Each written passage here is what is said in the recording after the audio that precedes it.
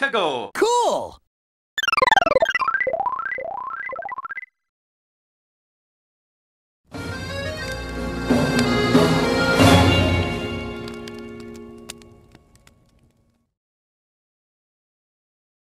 Hey everyone, it's 𝘃𝑗𝗫𝙧𝙀𝙀, and today's video is going to be the start of a brand new series of videos for this channel. I've been vaguely hinting about it through a few past videos and on my Twitter, but the time is finally now. Today is the beginning of K3 Rants, the spiritual successor to TGL Rants. So 𝘃𝑗𝗫𝙧𝙀, why are you debuting this series now? Well, it's no secret that TGL Rants, and just my rants in general, are some of my most popular videos, and I haven't lost my passion for ranting about things. TGL Rants was created as a way for me to vent about things, to really express my anger and frustrations around not just gaming, but a lot of the media I like overall. And I've wanted to continue this series for a long time now, mostly because I think having more of my videos under a specific title umbrella really helps with their performance. However, as nostalgic as TGL Rants is, the series is very outdated. My editing skills weren't nearly as decent as they are now, and the execution for all of those videos could have been a lot better. I mean, I rarely scripted back then. And also, the name TGL Rants was kinda just stuck to the series because I never bothered to change it. The TGL in the name doesn't even stand for anything. Which is why I'm rebooting this series under a new name, to not only have it connect more with my modern style of videos, but to give it a fresh start. I'm not expecting this series to do as well as my old rants thanks to the modern day YouTube algorithm, but I think it doesn't hurt to at least try and build this as one of my new main series for now. But alright, with that introduction out of the way, now we can get into what this video is actually about. And oh boy.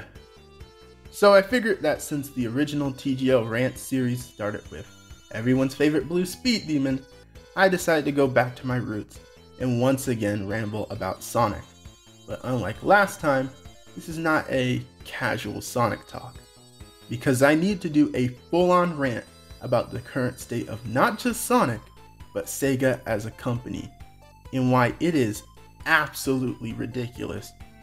So you all might have noticed that I haven't talked about Sonic in quite a bit, and I've gotten comments asking questions about where's my Sonic content and why things have seemingly been dead silent since the Sonic Symphony.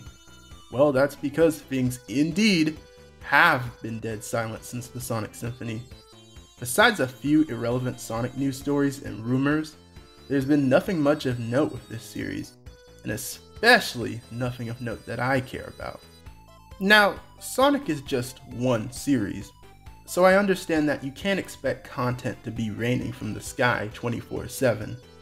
But the series is currently in the position that I basically talked about in my empty status of Sonic video, where it feels like the series could be in a much more comfortable position if the series' future was a little clearer.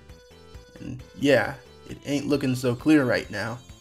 Remember how I rambled about Sega probably not giving us a peep about the 2022 Sonic project at E3 and dragging us along until next year most likely? Oh hey, that's exactly what they're doing. Who could have saw this coming? It's not like Sega has pulled this crap multiple times already. But 𝘃𝑗𝗫𝙧𝙀, Sega is still working hard on it clearly, and we're still shaking off the pandemic. Plus other games got delayed too. And let me just cut to the point and say, I am so sick of this excuse. First of all, we've gotten confirmation from Sega CEO themselves that any games that were on track for release soon were not that affected by the pandemic. While the pandemic was a big hit against life and undeniably led to some downtime, gaming was not absolutely stopped to the point where nothing is happening. Gaming is one of those mediums that could prosper despite the pandemic, thanks to it mostly relying on computer work. This excuse is getting unbearably ridiculous, especially when we're seeing whole presentations from other game companies showing gameplay. Example, look no further than Nintendo, who have shown off games such as The Legend of Zelda Breath of the Wild 2, as well as Kirby and the Forgotten Land. Fully 3D games with actual gameplay shown with 2022 release dates. So would you look at that? It's almost like there's no excuse for showing an extremely vague CGI trailer with literally nothing of note. And even if we want to give them the benefit of the doubt about gameplay not being ready, you don't put out vague CGI trailers for your big game reveal when your series is on a thin ice track record. But of course, when anyone brings up these points, some fans will try to turn it around into a Nintendo versus Sega war about things not related to what the hell I'm talking about. Oh, but Sega doesn't take down fan games like Nintendo though. Sega is so well connected with fans compared to Nintendo. Oops! Speaking of all this fan talk actually, can I say that if it weren't for the fan community doing what they usually do, how dry this series would be? I already ranted my tail off about how hard Sonic's side content has fallen, but it just seems like it gets worse with passing time. I originally thought that maybe the 30th anniversary could be saved with a sequel to Sonic Mania, but the team and lead behind that game have seemingly moved on to do their own thing. So yeah, rest in peace my desire for Mania to become its own small thing. I know I was harsh on Mania as a game, but I cannot stress enough how I never hated it, as it was quite literally one of the best things to happen with Sonic in almost a decade. But shoot, now we don't even know if we'll get another. And like I said, that game's magic is from the passionate people who worked on it, not Sega and Sonic Team. I guess we could have waited it out for another Sega Racing spinoff, but things aren't so hot with the team behind those games either. So what the hell does that leave us? Well, if we're still talking about video games, because I'm sure the comments will be quick to bring up the movie sequel, Sonic Prime, or the irrelevant as hell IDW comics, it basically comes down to ports. And there's nothing wrong with ports. I've had my fair share of hype for some games just getting re-released, but leave it to Sega to even make that uninteresting as hell. The main ports we have to look forward to right now are just more Genesis ports. Ports of games we've played to death, bought to death, and probably know better than our grandmas at this point. These ports especially will be pointless if they're not the Taxman versions, because then you have Sega doing random shit like putting a whole Genesis lineup on Nintendo Switch Online for free, including Sonic the Hedgehog 2. And that's not even the only way to play Sonic 2 on the Switch. So I'm not paying that crap any mind. Which leaves us with Sonic Colors Ultimate.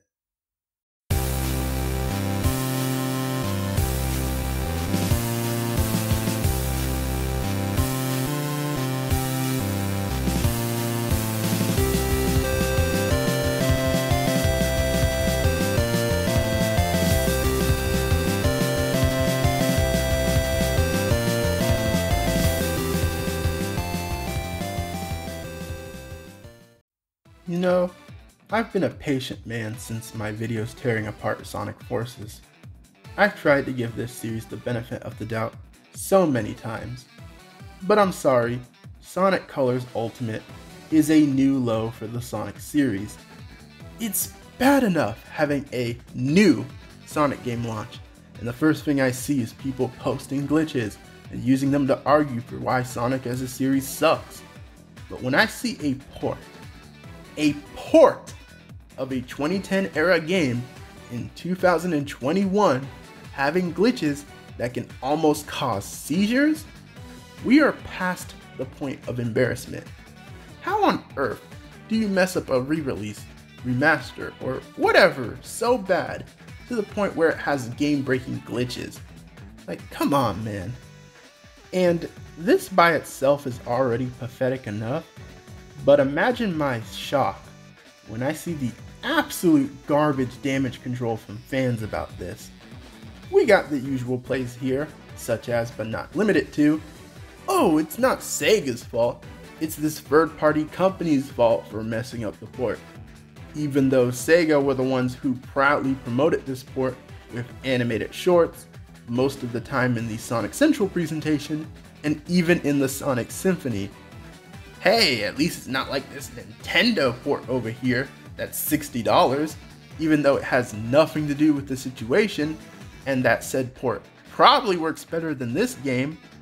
I've also seen fans try to spin this on the Nintendo Switch for being too weak, despite again, multiple other Wii level ports of Switch working fine.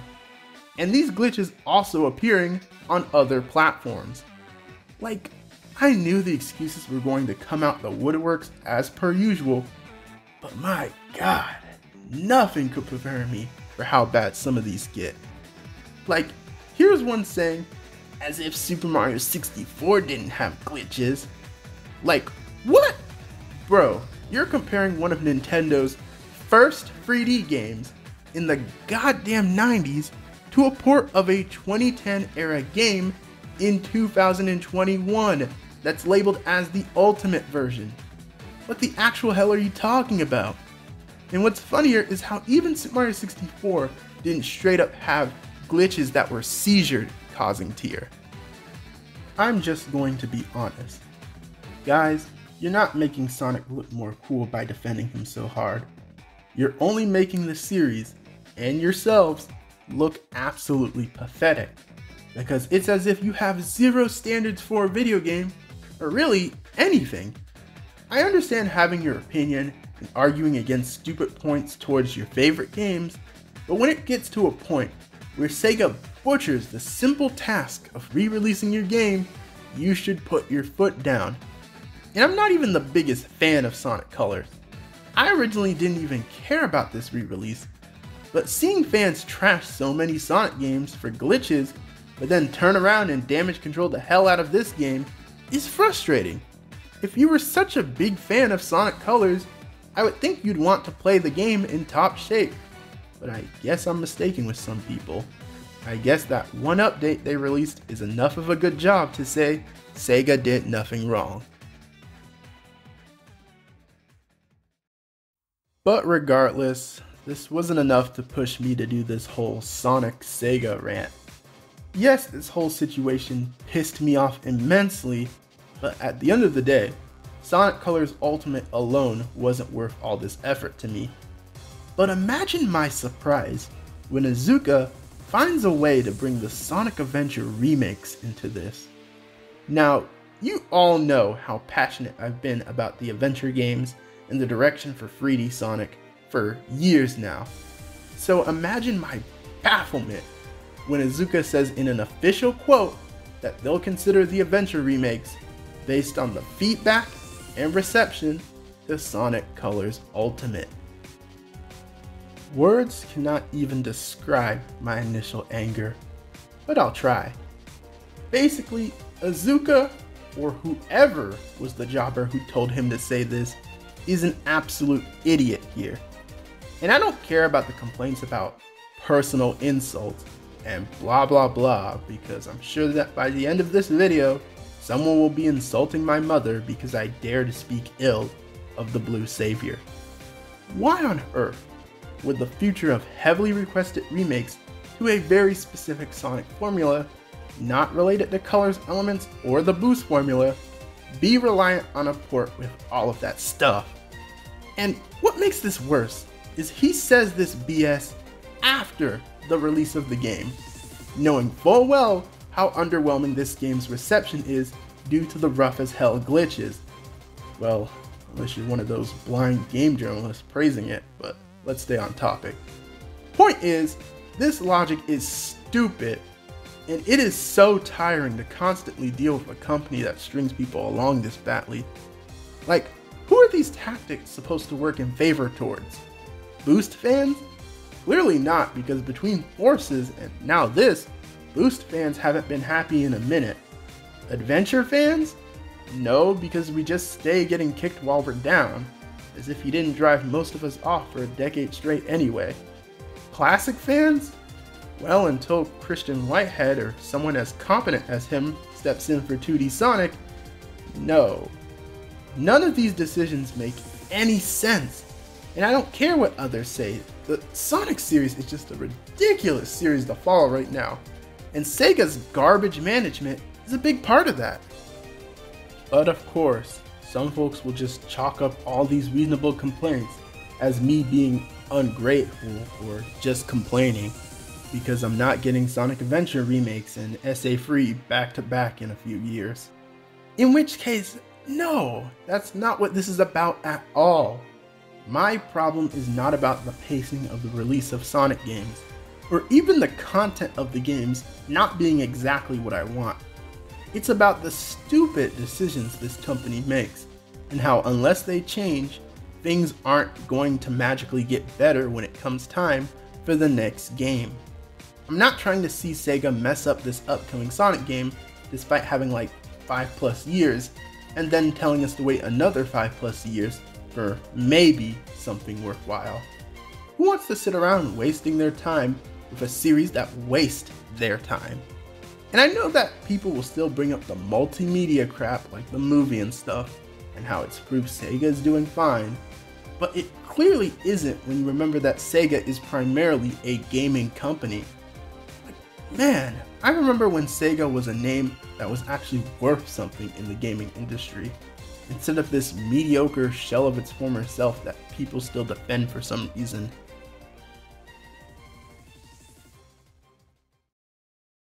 Which leads into my final angle of this rant. Now, if you thought I was just tearing apart Sonic this time, oh no, it goes deeper. Because I really need to sit down and level with y'all.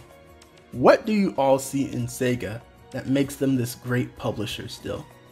Like, whenever I talk about Sonic with people who aren't complete drones, they agree with the issues with Sonic.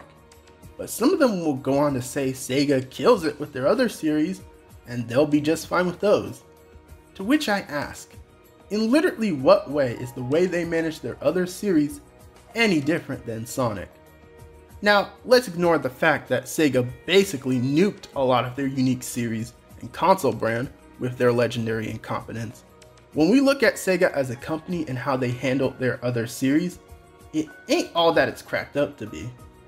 One of their best series for a while now has been Yakuza, as from what I can tell, it's a very consistent and fun series that appeals to quite a few people. And the director of that series is also the director of the Super Monkey Ball games, which has a really cool revival game in Super Monkey Ball Banana Mania right now. So surely that's a strong point in their favor, right? Well, it would be if the main director of those games didn't just announce his leave from Sega to go join a Chinese mobile developer. Now, to say that Yakuza and Monkey Ball are doomed immediately just from his departure would be jumping the gun. But considering what's happened to other Sega series that have lost key developers or directors, it's not a good sign. Especially for one of the few non-Sonic series that some people actually cared about in these modern times. Then you could point to a big game in the form of Phantasy Star Online, which has a big audience in Japan, and apparently earns Sega quite the penny. The word on the street is, even Sega's management of that series isn't going so hot, because of really stupid decisions that basically can be summed up as Sega being Sega at their worst. Now, I won't open that can of worms right now, but there's a good video I'll link in the description diving more into that mess. So, what the hell else is there? I've seen some folks bring up series like Football Manager or Total War, but who on earth cares about those nobody series? I mean, clearly some people do, since there was a time those series managed to beat even Sonic in sales numbers. But I know dang well that a lot of the Sega and Sonic fans who bring them up as an argument point surely do not. The most that could come to my mind in terms of smaller series is maybe like Puyo Puyo? But you know it's sad when we have to look at Puyo Puyo as a major point to Sega not ruining everything they touch. How hard is it to mess up Puyo Puyo? I guess Atlas is objectively their best asset right now, since for now at least, It seems like they don't meddle with the company and just fund them. If I were y'all Persona fans though, I'd keep a close watch on the next few games with Sega lurking in the background. Trust me. But yeah, my point is, I just cannot understand why people shrill for this company so much when they screw up time and time again, over and over. It's such a drag to go from the days where it at least sort of felt like Sega was this big gaming powerhouse to them being a wet napkin of a company that people just settle for mediocrity with. Even more so than with other companies people point to as hard declining.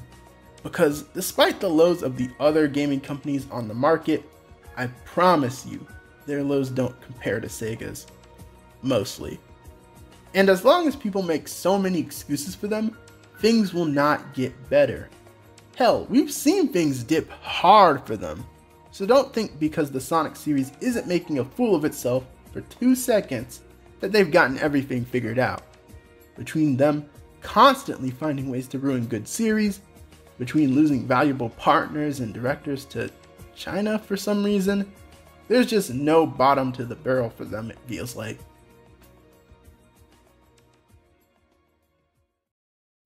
But alright, that's going to do it for my ranting this time, mostly because I'm so tired. Please Sega, I do not make this video out of pure spite entirely. I just want to see you at least reach a quarter of what you once were. You know, making good Sonic games, having a nice variety of great game series, not making stupid decisions that give EA and even dudes like Activision a run for their money at times. Like, please, just get it together. That's all I've got the energy left to say. So, what do you guys think?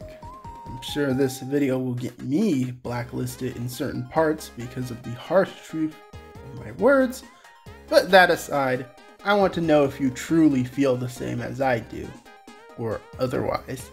Let me know in the comments down below.